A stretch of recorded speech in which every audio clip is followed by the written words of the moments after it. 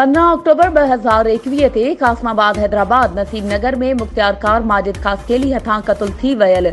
उस्मान सुमरो जे कातिलनि जी गिरफ़्तारी ऐं संदसि वालिद ऐं सुमरा बिरादरी जे माण्हुनि खे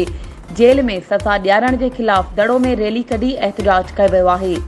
मीडिया अॻियां क़ौमी अवामी तहरीक जे अॻवान रफ़िया पलीजो, अशरफ पलीजो, यंग सुमरा इतिहाद जे अॻवान अज़ीज़ सुमरो, जस्कम अॻवान अज़ीज़ सुमरो, कामरेड शौकत सुमरो, STP अॻवान मुनवर मेमण, तहरीक लब्बैक अॻवान